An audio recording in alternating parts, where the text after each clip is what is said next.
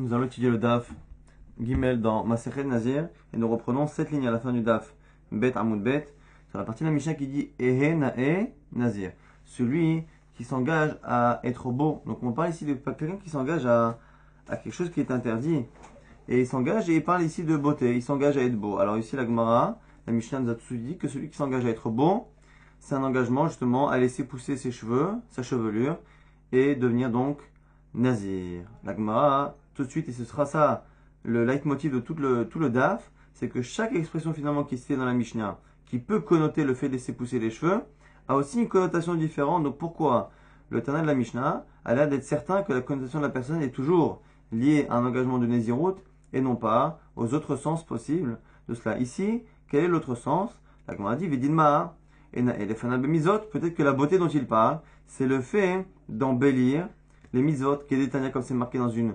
braïta, sur le pasouk de Shiratayam, de la Shira qu'on lit tous les jours, Ze'eli ve'andvehu, voici mon Dieu, ve'andvehu, et je vais l'embellir. Évidemment qu'on ne peut pas embellir un Kadosh Baruch Hu, donc le Midrash nous dit c'est quoi embellir Hachem, Ze'eli, voici mon Dieu, et je vais l'embellir, c'est pas lui que je vais embellir. Et na'el lefana b'mizvot, je vais m'embellir devant lui par les mizvot, c'est-à-dire, c'est lefana sukana'a, lulav na'e, tzitzil na'e, je ferai pour lui, je prendrai pour lui une belle souka, un beau lulav, un beau tzitzit, j'écrirai pour lui un beau sefer Torah, que je vais envelopper dans des étoffes de soie belles. Donc ici à chaque fois, on voit que l'on peut parler de beauté de la personne, ou de beauté en tout cas, par rapport à la mitzvah que l'on embellit, par le fait de faire la même mitzvah, non pas de manière quelconque, mais avec une manière, avec des ustensiles, des matières qui permettent justement d'embellir la mitzvah. Donc la Gemara pose la question, pourquoi finalement Enae, la personne dit qu'elle va être belle, qui nous dit que finalement cet engagement, c'est pas un engagement à faire les mitzvot avec justement ce nom et cette beauté que l'on rajoute. On dit à ce moment-là, Shmuel, Amar Shmuel, et c'est une réponse que l'on trouvera très souvent dans le DAF par rapport à cette même question, toujours pourquoi ce sens plus qu'un autre, et la réponse assez classique de Shmuel, Amar Shmuel, Shetafus Besa'aro, c'est un cas où il a pris ses cheveux, donc il tient son cheveu, et comme il dit Ehena et je serai beau, à ce moment-là, on comprend que même s'il y a deux possibilités de beauté, le fait qu'ici il ait tenu ses cheveux, on sait que c'est la beauté de l'engagement de Nazir, et non pas la beauté de faire les mitzvot de manière jolie. La Gemara objecte, elle dit quoi? Nizira milta de avera ve'amrele nae. Alors ici, il y a plusieurs versions dans la Gemara, comme souvent dans Masechet Nazir. Ici, il y en a qui disent que les mots milta de avera, faut les enlever. Quoi qu'il arrive, l'idée ici qui ressort dans Rashi, c'est que la question est depuis quand la Nézirut est considérée comme quelque chose de beau? Comment on peut dire que Nézira milta de avera ve'amrele nae? Est-ce que c'est quelque chose que lorsque quelqu'un dit qu'il veut Nazir, on lui dit tiens, tu vas être beau, tiens, sois Nazir? Est-ce que la Nézirut est considérée comme étant belle? Pourtant, on a vu qu'il y avait une discussion, on l'a vu dans Masechet de Darim à plusieurs reprises. Et on la verra aussi ici, que selon certains, eh bien, le nazir est considéré comme étant un choté. Masha hata la nafesh, il apporte un corban parce qu'il a fauté sur une personne. La Gemara essaie de comprendre quelle est la faute. Mais en tout cas, la Nézirut n'est pas quelque chose forcément de beau. Donc la Gemara nous dit, même s'il tient ses cheveux, au final, il n'y a pas réellement par rapport à Kadosh Baruch Hu d'embellissement, par rapport à la misa par rapport à l'engagement de Nazir. La Gemara dit, si Nazir est quelque chose qui peut être beau, et même selon ceux qui disent que Nézirut c'est une faute, c'est dans un cas particulier. Des Afilou les Rabbi Elazar Akapar, même selon Rabbi Elazar Akapar, des Amar qui lui dit que Nazir choté, que le Nazir est un fauteur. Anémilé, ce qu'il dit, ces paroles, Gabé Nazir Tamé, il ne les a dit ces paroles que par rapport à un Nazir Tamé, un Nazir qui a été impurifié, et donc qui a dû recommencer tout son processus de Nézirut. Pourquoi? Daïdi Debae Mistar, puisqu'il doit tout recommencer, il doit arrêter son compte et recommencer. D'Amrei Rachamana, car la Torah a dit, mi Marishoni mi Pelou, que les premiers jours qu'il a compté, tout le premier compte qu'il a fait, Pelou, ils vont tomber, donc il le perd. Kita Menizro, car il a impurifié sa Nézirut. Hatam, Hu, Dilma Tilemervar al Nézirute, c'est là-bas qu'il dit que c'est un choté, parce que c'est Nézirut qu'il est obligé de recommencer, et bien c'est là qu'on a peur qu'il la transgresse. Avant Nazir Tahor, mais un Nazir qui est pur, la frotté, caribé, on ne l'appelle pas frotté aussi. Il nous dit c'est la Gemara que même selon l'avis le plus strict, donc Rabbi Elazar Akapar, qui pense qu'un Nazir est considéré comme un fauteur, comme quelqu'un qui faute, eh bien, il n'a parlé que lorsque le nazir s'est engagé pour une durée, et qu'au milieu de cette durée, il a été impurifié, et donc il doit recommencer à zéro. Et à ce moment-là, forcément, le nombre de jours d'engagement naziroute va se rallonger, puisque finalement tout ce qu'il a fait jusqu'à présent était 20. Comme il recommence à zéro et qu'il rallonge finalement son temps d'engagement, on craint à ce moment-là qu'il ne soit pas capable de le supporter, puisqu'à la base, il ne s'était pas engagé pour un temps aussi long. La Gemara a l'air de connoter qu'on a peur qu'il transgresse à Nézirout. Rashi parle plutôt de ce qui est rapporté dans Masechet Nedarim d'Aftet par rapport justement à Shimon HaTzadik. On dit là-bas qu'on a peur à ce moment-là que lorsque la personne fasse une Nézirout plus longue, elle le regrette, et comme elle regrette le korban qu'il apporte à la fin, et comme finalement un korban d'une Nézirout qu'il a regretté, donc c'est comme si c'était un korban en vain, donc c'est comme si on amenait Houlin, la Hazara, même si on a vu à l'époque que c'était pas réellement à la chik, mais que c'était dans l'idée que ça ressemble à ça. Quoi qu'il arrive, la faute, nous dit c'est la Gemara, n'existe selon Rabbi Elazar Kappa que si la personne a été nazir et qu'elle s'est impurifiée. Mais un nazir normal n'est pas considéré comme un fauteur, donc on peut très bien continuer de penser. Très bien continuer de penser que lorsque la personne a dit Enae et Enae je serai beau, et bien qu'elle tient ses cheveux, sa kavana c'est le fait d'être beau par le fait de laisser pousser ses cheveux et de faire cet engagement de Nézirout parce que justement il a montré ses cheveux. On a vu dans la Mishnah aussi Areni Kazé, celui qui dit je serai comme cela, comme ça. On voit que ça marche. Alors la Gemara elle dit c'est quoi comme ça? Si on imagine qu'il n'y a rien, ben on comprend pas. Arrête, je suis comme ça, je m'engage à être comme ça ne veut rien dire. Si on va dire qu'il prend ses cheveux, comme la réponse qu'on a donnée précédemment, la Gemara dit même ça, il n'a montré que ses cheveux. Je suis comme ça, il va être comme un cheveu, ça n'a pas de sens. Donc Areni Kazé, Nehinami des tafos besaro, même si on dit qu'il tient ses cheveux, Areni Kazé lo amar, il peut pas dire, ça ne peut pas vouloir dire je m'engage à être comme ça, comme ses cheveux. Et là Shmuel nous dit Amar Shmuel, Kegon Shaya Nazir Ova Lefanav. On est obligé d'imaginer que c'est un cas où le nazir passait devant lui, un autre nazir passait devant lui, comme ce qu'on avait dit sur Ehe, je serai. Le premier cas de Yad, c'est un cas où il y avait un nazir qui passait devant lui. Donc c'est souvent les deux réponses qui sont proposées par Shmuel. Areni Mesalsel, autre expression de la Mishnah, qui avait l'air de connoter un rapport avec les cheveux. Areni Mesalsel, je suis Mesalsel. La Gemara va tout de suite comprendre, comme ça qu'explique Rashi en tout cas, et les commentaires, que Mesalsel ici, c'est un achat de Hippour, de inverser quelque chose, inverser une tendance, ou retourner quelque chose. Donc Mesalsel ici, ça peut à la fois vouloir dire les cheveux, parler des cheveux, mais ça peut aussi parler d'autres choses comme la Torah, donc la Gemara essaiera de comprendre. Première question de la Gemara. Mimaï de Aden Silsoul, c'est Ara. D'où c'est ton birklal que le mot Silsoul, le verbe Silsoul, s'accorde avec les cheveux. La Gemara dit Kedamrale, Ha'i Amta de Berabi, et Haou Gavra. Comme, dont on apprend de ce qu'elle a dit cette femme, cette servante, Ha'i Amta de Berabi de la maison de Rabbi, et Haou Gavra à cet homme. Qu'est-ce qu'elle lui a dit?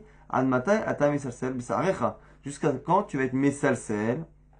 Donc, retourner, inverser quelque chose, Bisarecha, avec tes cheveux, par rapport à tes cheveux. Donc, on voit que le verbe Silsoul s'accorde avec le COD, Sarecha, les cheveux. Donc on a déjà la réponse au fait que Silsoul, ça connote, ça est du coup inversé. Inverser, changer par rapport aux cheveux, c'est le fait qu'au lieu de les couper, eh bien on inverse, on change et on les laisse pousser. La Gemara dit ok très bien, Silsoul ça va avec Se'ar, mais ça va aussi avec autre chose, ça va avec la Torah, il y a pas souk dans Michelet qui dit quoi? Et ma Torah, dirtiv, Salsela, va teromemecha. Retourne-la la Torah, étudie-la en profondeur. Et tu la retournes, une fois que tu retournes toute la Torah, que tu l'étudies en profondeur, c'est elle qui va t'élever. Donc on voit que le verbe les salsel s'accorde à la fois avec les cheveux, comme on a vu, mais il s'accorde aussi avec la Torah, qui nous dit que lorsque la personne a dit Areni mes salsel, je m'engage à être mes salsel, donc à inverser, à retourner, qui nous dit que c'est le fait d'inverser sa coupe de cheveux et de laisser pousser, et qui nous dit que c'est pas forcément le fait de s'engager à étudier la Torah en profondeur. Amar Shmuel, Achanami, Shtafuz Besaro, nous dit Shmuel encore une fois ici, il faut dire que c'est quelqu'un qui tenait ses cheveux. Donc comme il tient ses cheveux et qu'il monte et il dit à ce moment-là, Areni Mesalsel, je suis Mesalsel, à ce moment-là on sait que c'est le silsoul des cheveux. Mais sinon Stam silsoul, quand on dit rien, ça peut être à la fois les cheveux et à la fois l'étude de la Torah. Autre expression qui va à la fois connoter les cheveux et à la fois connoter autre chose, c'est Mechalkel. Areni Mechalkel, je m'engage à être Mechalkel, Mechalkel. D'où c'est ton bien que le verbe Mechalkel est une action qui est liée aux cheveux. L'Agmar dit une Mishnah dans Masechet Shabbat. Qui dit Nan, Sid, à partir de combien de Sid, de chaud, eh bien on est hayab lorsqu'on le transporte dans le domaine public. Chaque élément que l'on transporte dans le domaine public, eh bien, sera hayab d'apporter un korban à partir du moment où on transporte une quantité qui est suffisante pour être utilisé pour une quelconque action. Donc chaque finalement matériau, chaque chose a une quantité différente en fonction de l'utilisation habituelle. Si le Rabbi Yehuda Omer, Rabbi Yehuda nous dit c'est combien? Que dès la soude qu'il coule. De quoi mettre de la chose sur qu'il coule justement une partie des cheveux à côté des tempes. Donc du coup, à côté de la tempe, il y a une partie des cheveux qu'on appelle qu'il coule. De là, on voit que qu'il coule, c'est le fait de faire une action par rapport à une partie des cheveux. Donc le verbe lechalkel est lié aux cheveux. Ça, c'est la réponse à la première question. Amarav batsidaa eima mizan anier. Mais peut-être que ici, mechalkel, c'est un autre sens. Peut-être qu'il pensait au sens d'être mizan anier, de nourrir les pauvres. On sait que lechalkel, c'est aussi nourrir, dont on l'apprend, qui dit dans Bereshit. Mechakel Yosef et Aviv et Echav. Une fois que Yosef a été rejoint par son père et ses frères en Égypte, eh bien c'est lui, la Torah nous dit, Mechakel Yosef, qu'il a nourri son père et ses frères.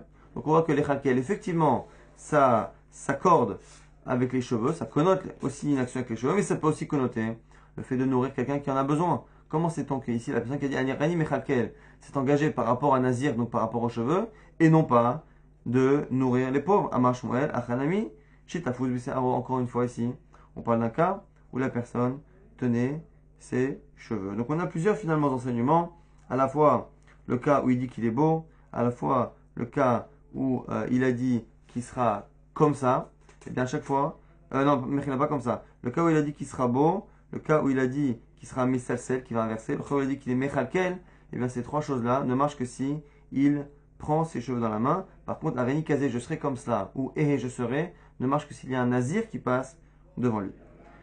Autre chose, Arei alay le shaleach pera, Arei ze nazir. Celui qui s'engage à être meshaleach, alors meshaleach au sens propre, c'est envoyé. Le shaleach pera, pera donc c'est partie des cheveux, les shaleach pera donc c'est des cheveux. Alors les shaleach ici ça veut dire quoi envoyer? Ici on peut pas parler ici d'envoyer des cheveux, donc envoyer c'est forcément soit les couper, les enlever, soit justement les laisser pousser. La Mishnah a l'air de comprendre que les Shalach, c'est laisser pousser, c'est la raison pour laquelle celui qui s'engage à être Meshaleh Arpera, je serai quelqu'un qui sera Meshaleh Arpera, qui va laisser pousser ses cheveux, on sait qu'il est Nazir. Alors la Gemara demande d'où sait-on justement Mima ide haden shiluach, d'où sait-on que shiluach, envoyer, lorsque on accorde ce verbe-là aux cheveux, c'est le fait de laisser pousser justement les cheveux. Dirti, dont le sait-on, de Sherachirim. Chez la Haïr Pardes Rimonim, tes plantes, tes pousses, c'est comme Pardes et Rimonim, c'est comme un jardin, un verger de Rimonim, de grenades. Ici on parle de plantes, donc de choses qui poussent. Tout ce qui pousse, toutes ces pousses seront Pardes Rimonim, seront comme un jardin, un verger de grenades, ce qui veut dire que chez le Haïr c'est quelque chose qui pousse. Et donc c'est pour ça que le chalet Arpera c'est laisser pousser les cheveux. L'Agma dit effectivement dans ce pasouk là de Shirachim c'est comme cela. Mais dans un pasouk dans Iyov ça ne marche pas comme ça. Eima Midi d'Arvoré, j'ai un autre passage qui a l'air de dire que c'est enlevé.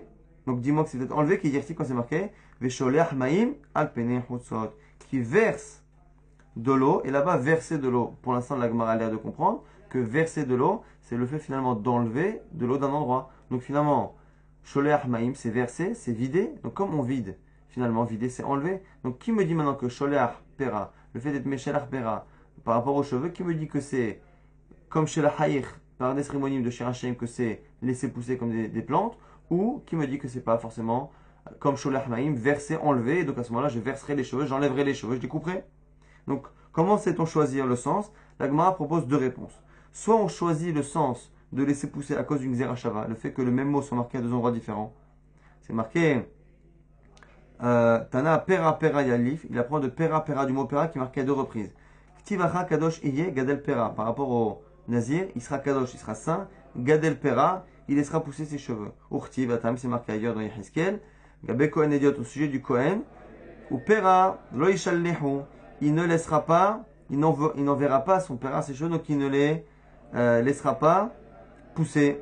Donc on voit ici qu'on a d'un côté le fait de Edmeshaler Pera qui est laissé pousser les cheveux, et aussi dans Nazir on parle de Pera. De là on apprend qu'à chaque fois qu'on dit les chaleurs Pera, eh bien c'est forcément le fait de laisser pousser et non pas le fait de les couper, comme ça peut être sous-entendu dans le pasuk de Sholech Maim dans Iyov. L'Agmara nous dit Veiba et Tema, et si tu n'es pas d'accord avec cette réponse, je vais te dire que même le pasuk de Iyov, Sholech Maim, ça ne veut pas forcément dire enlever. Pourquoi? Ima Sholech Maim, La miribouyaou, peut-être que c'est là-bas aussi, c'est le fait de rajouter. Pourquoi? Les kad mashkine, maya, les piravérabé, parce que finalement, lorsqu'on verse de l'eau sur la terre et sur des plantes, effectivement, on enlève du contenant dans lequel l'eau était contenue, mais d'un côté, on rajoute de l'eau dans la terre et et dans justement les fruits et dans les plantes qu'il y a là où on verse l'eau. Et donc du coup, la shon de Scholer peut à la fois connoter le fait d'enlever et le fait de verser. Ici plutôt, verser, donc il se peut finalement que les deux versets, à la fois le verset qui parle de Shirachir, de Shelahayir, des pousses des plantes par le pousser, et il se peut aussi que Sholah Ma'im, c'est aussi par rapport aux plantes que l'on fait pousser, dans lesquelles on rajoute l'eau, et non pas de l'endroit duquel on enlève l'eau. Et donc on a deux réponses pour justifier que ici, les Shalah Pera, ça veut dire finalement faire pousser les cheveux et non pas les couper. On avait un dernier din dans la Mishnah, qui était Marloket Rabbi Meir Chachamim, par rapport justement à Tziporin. Quelqu'un qui s'engage, il s'engage à ce qu'on appelle Tziporin. Tziporin, ce sont des oiseaux, donc des petites volailles qui souvent est apporté en campagne, mais quoi qu'il arrive, il s'engage à un engagement qui est lié à Tziporin. Alors évidemment qu'il ne peut pas s'engager à être un oiseau, donc ici l'idée c'est qu'il y a un engagement connu qui a un rapport avec les oiseaux. Et donc du coup, Rabbi Meir nous dit que c'est Nazir, et Chachamim nous disent que c'est pas assez clair, et donc du coup ça ne marche pas, il n'est pas engagé. Maintenant, quelle est la raison pour laquelle Rabbi Meir pense que Tziporin, les oiseaux, ont un rapport avec Nazir? Ça va être une marloquette entre Resh Lakish et Rabbi Yochanan. Ariala Tziporin Rabbi Meir Omer Nazir, sur l'avis de Rabbi Meir, Maïta Amad Rabbi Meir. Quel est l'avis de Rabbi Meir? Amar Resh Lakish, premier avis de Resh Lakish qui nous dit Tziporin Sumuchin le Sa'ar Kibel Alav. Parce qu'il s'est engagé à quelque chose, à un engagement qui, dans un verset, est proche du mot Tziporin, les oiseaux. Il y a un verset dans Daniel, Mechila, dans Daniel, qui parle là-bas de laisser pousser ses cheveux comme un aigle, les poils comme un aigle, et de laisser pousser les ongles comme les griffes d'un oiseau. Comme on parle là-bas de laisser pousser les cheveux et de laisser pousser les ongles comme un oiseau, quand on a finalement parlé de laisser pousser les cheveux et les poils, et juste à côté on parle d'oiseau, et bien du coup, les deux sujets étant juxtaposés, et bien Rabbi Meir pense que la personne, lorsqu'elle a parlé d'oiseau, elle a parlé en fait de ce qui était juxtaposé dans le verset là-bas de Daniel, donc elle s'engage à faire quelque chose qui est marqué à côté du mot Tziporin dans le pasuk, et donc elle s'engage à laisser pousser ses cheveux, et donc à être Nazir. Dirti, c'est marqué dans Daniel, Ade Se'ara Kinsharim Rabba, Vetafruhi Kitziporin. Il a laissé pousser ses cheveux comme un grand aigle, les poils comme un grand aigle, et Vetafruhi et les ongles, Kitziporin, comme des oiseaux, comme les griffes d'un oiseau. Et Rabbi Meir, ça va, Rabbi Meir pense, Matpis Inish Bemide de Samirle, qu'un homme peut s'engager en s'engageant par rapport à un mot qui lui-même n'est pas un engagement, mais qui est juxtaposé dans le Tanakh à un mot qui, lui, a un rapport avec un engagement. Ici, en s'engageant par rapport au mot oiseau, qui dans le passage de Daniel est lié à quelqu'un là-bas qui laisse pousser ses cheveux et ses poils, et bien du coup, on apprend qu'il est engagé par rapport à quelque chose qui laisse pousser ses cheveux et ses poils, et donc il est nazir. Et à ce moment-là, Rabbanan ne serait pas d'accord, c'est pour ça qu'il y a une marloquette. Mais Rabbanan, c'est vrai, l'homme itpis inish bemide de samir, un homme ne s'engage pas de cette manière-là, avec un seul mot qui est juxtaposé dans le verset à une idée d'engagement. Ça, c'est la lecture de Resh Lakish. Rabbi Yochanan n'est pas d'accord du tout. Rabbi Yochanan Amar, des coulées al malomatpis. Personne ne pense ce que tu dis. Ce que tu dis au nom de Rabbi Meir, que l'on peut s'engager en parlant d'un sujet qui n'a rien à voir avec un engagement. Tout cela parce que dans le même pasuk, c'est juxtaposé à un sujet qui lui connote l'engagement, ça ne marche pas. Moi, je pense que même Rabbi Meir n'a jamais pensé ça. Alors, quelle est la raison de Rabbi Meir? La inutama de Rabbi Meir de Chayshinan, Shema Tzipore Nazir Tame Kibel Alav.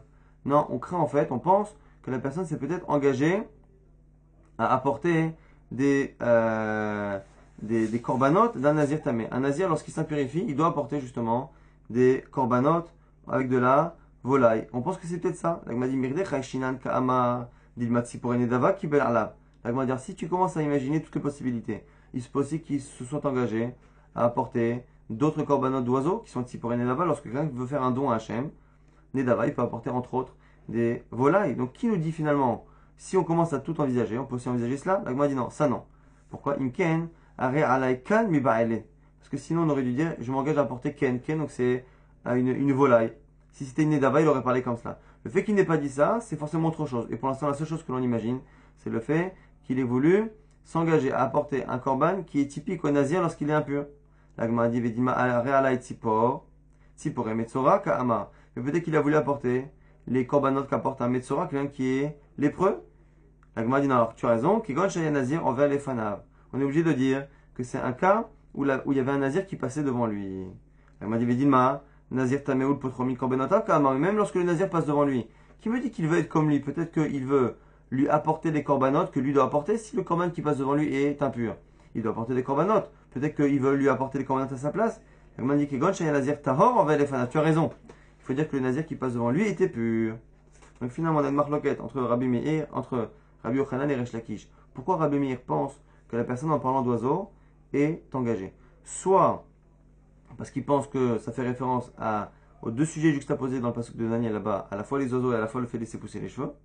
Soit, selon Rabbi Yochanan, c'est parce que finalement il y avait un Nazir qui passe devant lui, et donc c'est comme s'il a dit je serai comme lui Nazir, au point que si je m'impurifie, je serai obligé d'apporter un sacrifice. La Gemara dit Maï Benayou. Alors, quelle est finalement la nafkamina? En quoi finalement y a-t-il une différence entre le fait de penser comme Resh Lakish ou comme Rabbi Yochanan? La Gemara dit Ka Benayou, qui est Amar Tziporin Asmochin et Sahar Alay. Rabbi Yochanan, quand la personne a dit je m'engage à Tziporin, aux oiseaux, Asmochin et Sahar Alay, donc qui sont juxtaposés dans le verset, eh bien, selon Rabbi Yochanan, même Afegad Avarachi, même s'il l'a dit clairement ici, In Nazir Ovale Fanav, In, Ilolo, eh bien, il faut qu'il y ait un Nazir qui passe, sinon non. Parce que, selon Rabbi Yochanan, ça ne marche jamais, que ce soit clairement dit ou pas clairement dit, on ne peut jamais s'engager par justement ricochet, par juxtaposition de versets, de passages qu'il y a dans un verset. Donc ça ne marche pas, sauf s'il y a un Nazir qui passe devant lui, et qu'à ce moment-là, il est engagé à cause du Nazir qui passe devant lui. Ilolo, et les Rajval, donc les Resh Lakish, afin garde et Nazir Ovale Fanav. Et selon Resh Lakish, même s'il n'y a pas de Nazir qui passe devant lui, ça marche. Donc effectivement, la nafkamina, c'est ce qu'il faut qu'il y ait un Nazir qui passe devant ou pas. Maintenant, l'Agma objecte sur ce qu'on a dit. On a dit que selon Resh Lakish, eh bien, Rabbanan pensait qu'on ne faisait pas ce principe-là de s'engager par juxtaposition. Selon Rabbi Yochanan, personne ne le pense. L'Agma dit, mais comment on peut ne pas le penser? C'est marqué dans une braïta, dans un pasouk. Est-ce que c'est possible qu'on pense qu'on ne peut pas s'engager de cette manière? Vehatania, pourtant c'est marqué. Yamin, un réseau choix. Celui qui parle de la droite, qui dit ma droite, et il s'engage à quelque chose, eh bien le mot droite, la main droite, eh bien connote le serment. Comment finalement la droite connote le serment, si ce n'est par juxtaposition? Maïta'ama, la mishum dirtiv, vayarem yimino usmolo, et la shamaim. N'est-ce pas que c'est par juxtaposition qu'on l'apprend? Parce que c'est marqué là-bas dans Daniel, qu'il a levé sa droite et sa gauche, et la shamim vers Hachem, vayashba, behaye, il a juré par la vie du monde, il a juré par ce monde. Donc on voit là-bas qu'il a levé la main droite et la main gauche, et que c'est parce que là-bas il a levé la main droite, et qu'après on dit qu'il a juré, que c'est pour ça qu'aujourd'hui lorsque quelqu'un dit sur ma droite, par ma droite que, eh bien, ici ça connote le serment. Donc tu vois bien qu'on apprend la juxtaposition, qu'à chaque fois que quelqu'un s'engage en ne parlant que de sa droite, sans dire le mot serment, tu vois bien que c'est un engagement qui fonctionne par juxtaposition. Donc comment peux-tu dire, comment pouvez-vous dire que selon certains avis, ou selon Rabbi Yochanan, selon tous les avis, ça ne marche pas? L'Agma dit non, Ama lo mishum de yamin gouffé ikre, non, dit lo, mishum de yamin gouffé ikre shwa. L'Agma dit non, tu as mal compris. C'est pas qu'il y a la main droite, il y a le serment, et que finalement la personne est engagée, parce que les deux sont juxtaposés dans le verset. C'est pas cela. C'est parce que la droite elle-même, la main droite elle-même, c'est un serment. D'Etania, c'est une braïta qui dit, Minaïn lo yamin ishwa. D'où sait-on que la main droite est en elle-même un langage serment? Chez les marques, c'est marqué Nishba Hachem Bimino. Hachem, il a juré par sa droite. De là, on voit que la main droite elle-même, c'est un lachon d'engagement, c'est un langage de serment. Ou Mina Ilomer, ce mot. Et d'où sait-on que même la main gauche est pareil? Chez Ishwa, chez les mains dans le même passage, c'est marqué ou Bizroa Ozo, et par son bras fort. Donc on voit ici que Kadosh Baruch Hu, il jure par sa droite et par sa gauche. Et on voit ici que finalement, la droite et la gauche, la main, est un serment en soi, et non pas finalement un autre sujet, parce qu'il est juxtaposé dans un verset où on parle là-bas de main droite et de serment, que c'est pas juxtaposition. C'est pas juxtaposition, la main droite fait partie intégrante du serment. On termine avec cette Mishnah et la marloquette entre Rabbi Shimon et Chachamim. Mishnah, Areini Nazir, Nahartsanim, Minazagim, celui qui s'engage à n'être Nazir, que des pépins de raisin, ou que des agim, que des peaux, Minatiglahat, que du fait de ne pas se couper les cheveux, ou Minatouma, ou que du fait de ne pas s'impurifier. Donc que d'une partie de la Néziroute. Arez est Nazir, il est Nazir et il a tous les détails de la Néziroute qui incombent à lui. Matnitin, l'Agmar nous dit que cette Mishnah n'est pas Rabbi Shimon. Dès que Rabbi Shimon, pourquoi? Tania que Rabbi Shimon pense, Omer, Eino Chayav Hachi Domikulam, parce que lui pense que tant qu'il ne s'est pas engagé sur tout, eh bien, il n'y a pas de Neder, de Nazir, alors que Rabbanan Amre, Afilou lo Nazar. Et là, Bechad Minehon, Arrêvé Nazir, alors que Rabbanan pense que même s'il ne s'est engagé que sur un, mais qu'il a dit le mot Nazir, il est engagé sur tout.